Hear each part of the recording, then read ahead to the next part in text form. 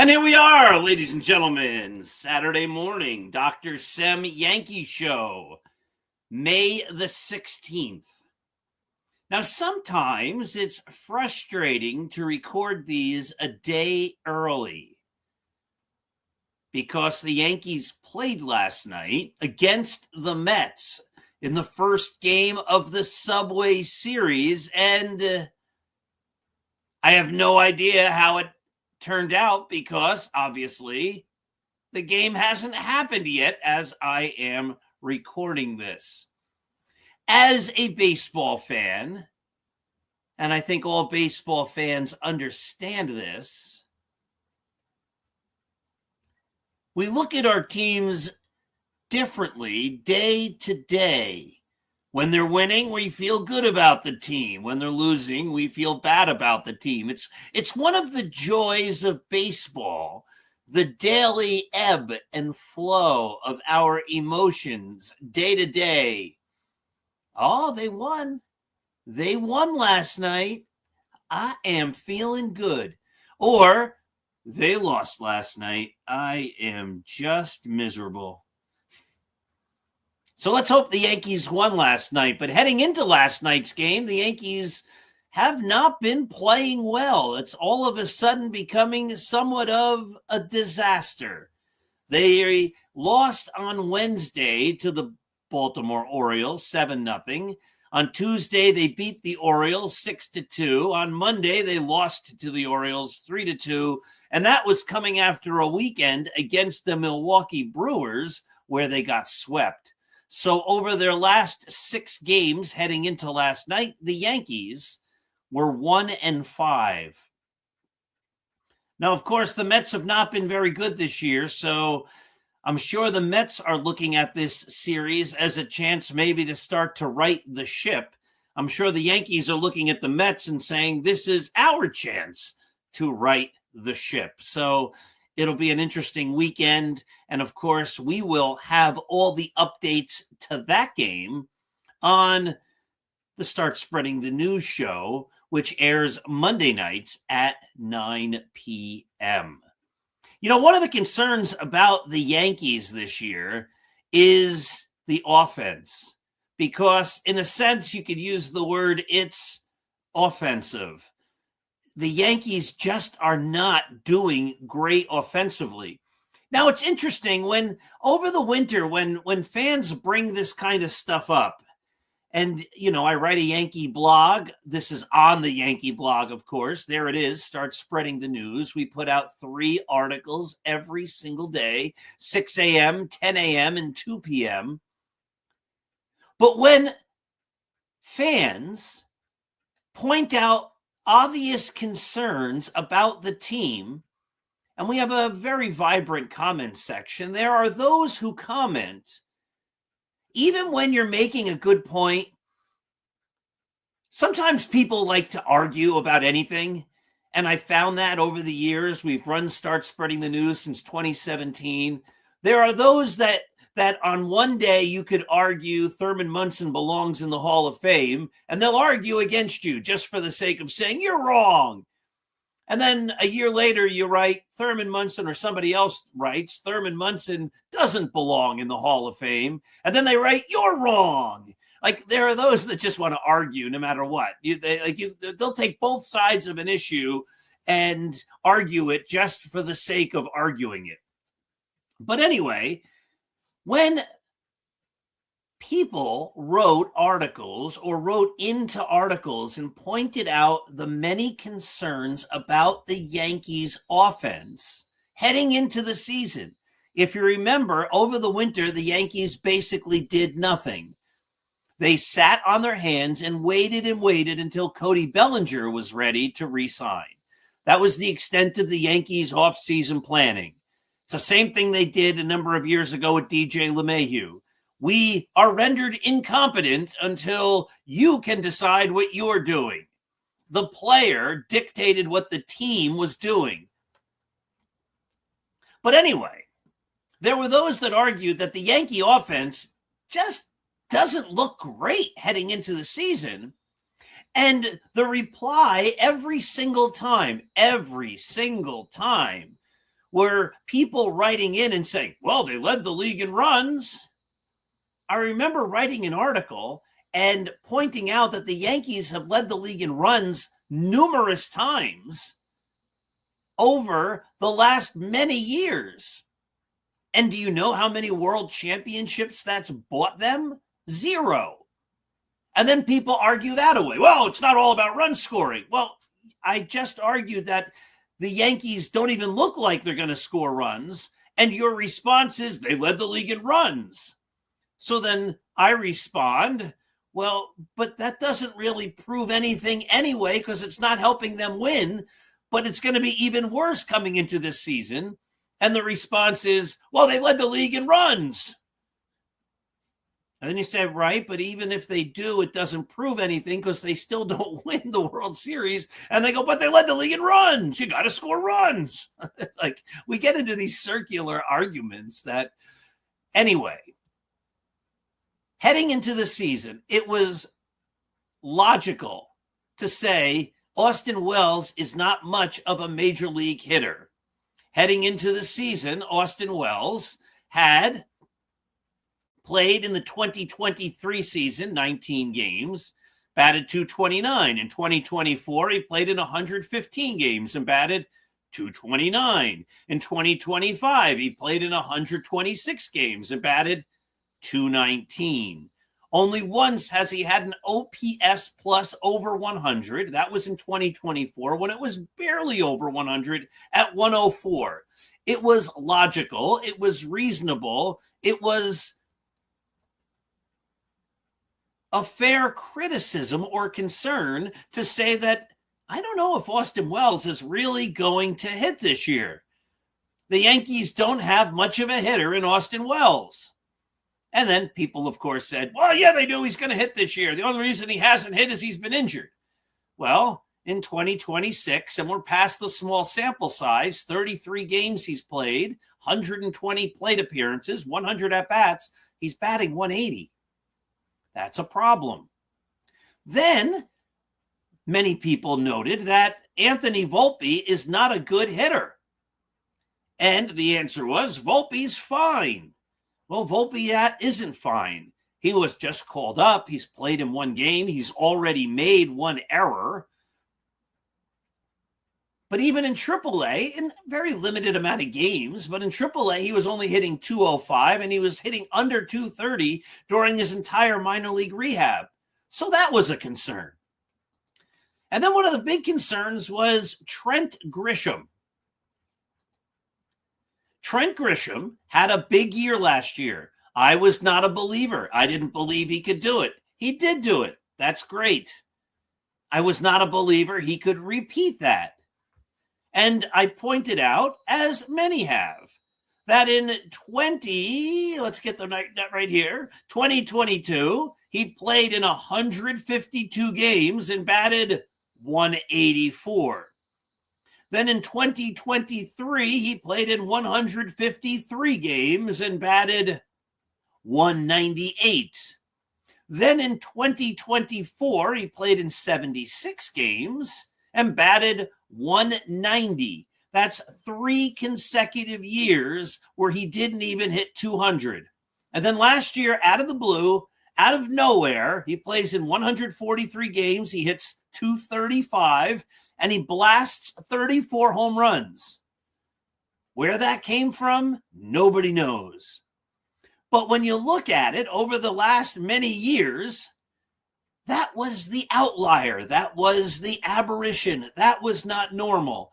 It was logical and sound to think heading into the 2026 season that Trent Grisham would be more like the hitter he had been in 3 of the 4 previous seasons than he was in the outlier season. Well, many people disagree. No, he turned the corner. He's only going to be 29 this year. He proved he can hit. Well, this year in 43 games, again, not a small sample size anymore, 137 at-bats, he's hitting a robust 175. And then there's the other player who we should talk about, who forms that up the middle part of the lineup, who there is and has been concerns about, and that's Jazz Chisholm. And many people will point out that he has super talent that, before the season, he said he was going to be a 50-50 guy. He was a 30-30 guy last year. And you say, he's a rare talent. Jazz Chisholm is a rare talent. He is a big-time hitter. Well, let's go through it. His first full season was 2021. He hit 248. He had 18 homers. He had an OPS plus of 95. So he was an under-average major league hitter. In 2022, he hit 254 with 14 home runs. He had a 138 OPS plus, and it looked like, he's coming around. He's going to be the player everybody thought he would be. Then in 2023, he batted 250. He had 19 home runs and an OPS plus of 99, making him strictly an average major leaguer. In 2024, he played for Miami and the Yankees. For Miami, he hit 249. For the Yankees, he hit 273. Altogether, his OPS plus was 110. It was a little better for the Yankees at 131. Worse for Miami at 101 as far as OPS plus, but overall it was 110. And then last year he had a good year, 242 batting average. Again, he hit 31 homers. He stole 31 bases. He drove in 80 runs, and he had an OPS plus of 122. But it's been wildly inconsistent, as you can see. Pretty good, not so good. And then this year, he's actually playing to a negative 0.1 WAR. He's been a negative player. He's hitting only 203. He has only 4 home runs, and his OPS plus is a paltry 69. In 43 games, Jazz Chisholm has struck out 50 times. In 43 games, Jazz Chisholm has struck out 50 times. And when people pointed out that Jazz Chisholm has been an erratic hitter throughout his major league career, and Trent Grisham hasn't been a great hitter throughout his major league career, and Anthony Volpe is not and has never been a good hitter, and Austin Wells is not and has not yet, maybe ever, been a good hitter, people would respond by saying that's ridiculous. Wells is going to hit. Volpe's going to hit. Jazz Chisholm proved he can hit. Trent Grisham proved he can hit. And all of the criticisms are just mocked or laughed away. But you know what? Here it is halfway through May, and those criticisms have all proven, at least through the first month and a half of the season, to have been accurate and real. This is the team that Brian Cashman built. And then you add to that, well, you say, you know what, our third baseman isn't really a guy who can hit. Oh, he's going to hit. He's got a new batting stance. How many times have you heard, if you're a longtime fan, when a new season's beginning, that a player has a new workout regimen, that a player has a new diet, that a player has a new approach at the plate, that a pitcher has developed a new pitch, that he gained a couple of miles an hour on his fastball, that he is trimmed down and he is in the best shape of his career? Sports writers make a living out of writing those articles every single year in spring training. Then they get players or quotes from players to say, he's never looked so good. He's at the best shape. The ball is jumping off his bat, or the ball is exploding into the catcher's glove. I wouldn't want to be a pitcher facing him this year. He's such a good hitter. Or I wouldn't want to be a batter facing that pitcher. I've never seen such great pitches. I've never seen such movement.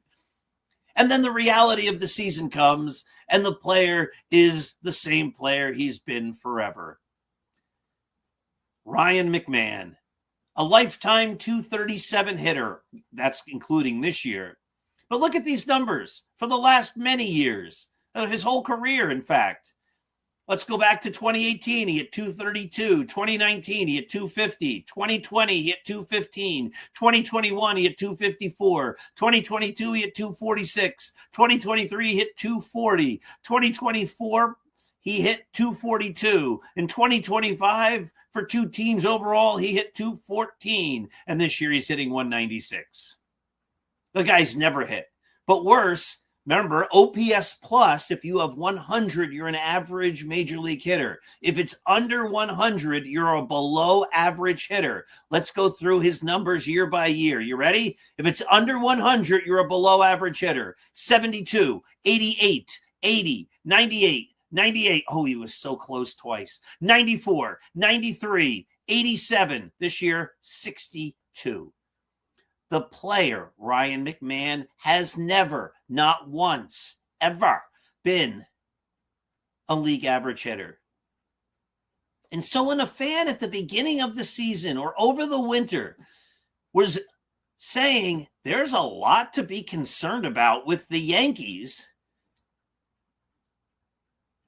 I believe that those people that told those people that were concerned that they shouldn't be concerned that the Yankees score a lot of runs should probably say, so far, and maybe you could be proven wrong, but so far, those of you who had concerns about the Yankees offense were correct. Instead of saying you're so wrong, instead of saying, well, the Yankees score a lot of runs, they always score the most amount of runs, maybe those people that were looking at the Yankees offense and saying there's a lot of concerns here, maybe they were right. To date, they have been. We'll see if this continues to prove itself out over the season. But those who were concerned about Jazz Chisholm and Trent Grisham and Anthony Volpe, granted Volpe's been injured, but he wasn't hitting during his rehab in the minors, and Austin Wells and Ryan McMahon, those people are 100% justified. And then yearly, we're concerned about Giancarlo Stanton, because the guy cannot stay healthy. Giancarlo Stanton. Let's take a look at Giancarlo Stanton. How many games does he miss every year? In 2018, his first year as a Yankee, he was terrific. He played in 158 games. Then the next year, he played in 18. Then the next year, he played in 23 out of only 60 because it was the COVID year. Then 139. That's pretty good. Not great, but then 110. 101, 114, then 77, and now this year he's played in just 24 games. He's injured again, and no one knows when he's coming back. If that's the team you're building around Grisham, Volpe, Chisholm, Wells, and McMahon. 5 guys who I think it's fair to say might not hit. And then your 6th guy is your DH, who you say is probably not going to be in the lineup because he can't stay on the lineup. That's a lot of concerns to try to build an offense around. But they led the league in runs last year. Okay. It hasn't resulted in a world championship, but even with that being the case, to say that there's a concern that they're not going to score runs next year, this year, was real. And that's playing itself out. Now, overall, the Yankees are still doing okay. They're in 2nd place. I think they're 2 games out right now. They're 27-17. According to Baseball Reference, they have a 98.8% chance to win to make the postseason, and basically an 18% chance to win the World Series. It could all happen. But there are other concerns. The bullpen looks terrible. And now Max Fried, who has been their best pitcher, is possibly injured. We don't know. But the Yankee injury history, when they say it's not much of a concern, how many players have the Yankees said it's not really much of a concern when they first have an injury and then the player's out for 3 months? Or the other thing the Yankees do is keep playing them like they did with Anthony Rizzo and Anthony Volpe last year. You know, Volpe at the end of the year after he didn't do well, they said, oh, he's hurt all year. And Austin Wells. They played Jose Trevino a couple of years ago with a broken hand or a broken couple fingers. And then they're like, well, he was hurt. Well, if he was that bad, why was he in the lineup? They're frustrating. So let's hope, because as I'm recording this, they're frustrating because they keep losing. Let's hope they won last night. And then everybody on Saturday, today, can be saying, well, they won. They beat the Mets. It's a step.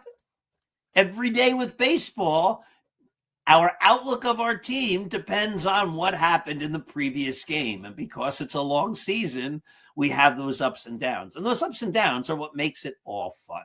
Hey, my friends, let's not forget that this program is brought to you by Artemisia Publishing. Artemisia is a traditional publisher in the United States of America who puts out a great selection, a huge selection, a plethora of fantastic books in a variety of genres.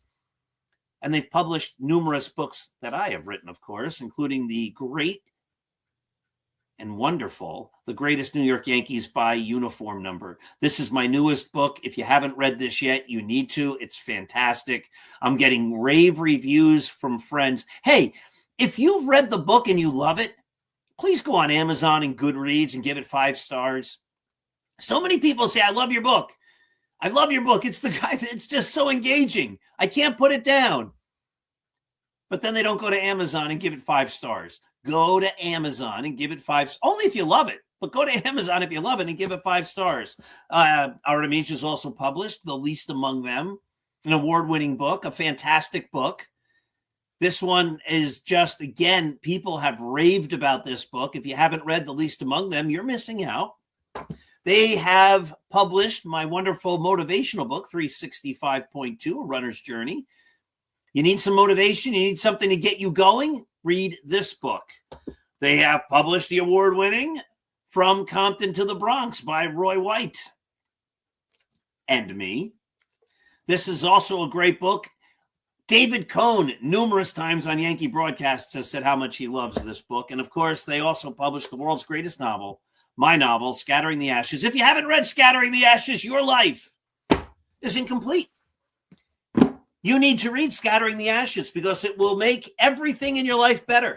It's the greatest book, the greatest novel ever written by me. You can also get the audiobook narrated by me. But, of course, there's one other publisher I just have to mention real quickly, my good friends at Sunbury Press. You can go to sunburypress.com that way. And they published my first Civil War book, the award-winning, well, it's not award-winning yet, the highly recognized and impressive West Point at Gettysburg. The greatest Civil War historian of our time, James McPherson, said, Paul Semendinger has produced a unique volume that is a combination reference work, collective biography, and narrative of the Battle of Gettysburg, In all of these capacities, it will be of great value to anyone interested in the American Civil War, especially its biggest and most famous battle. Go to sunburypress.com and get yourself a copy of West Point at Gettysburg. Again, if you read any of those books or all of those books, and if you haven't, you should, go to Goodreads, go to Amazon, only if you love those books, and give them 5 stars. Remember, this program is also part of the wonderful Yankee Network. The Yankee site starts spreading the news. Nobody covers the Yankees as well as we do. Make today a great day. Give kindness, give understanding, show empathy, show gratitude, and give love to others. Remember, when we give love, it comes back to us in greater amounts than we ever gave. Thank you for watching. Thank you for being a Yankee fan. Thank you for coming to Start Spreading the News. Have yourself a wonderful day. Look to the bright side always, because there always is a bright side. Have a great day.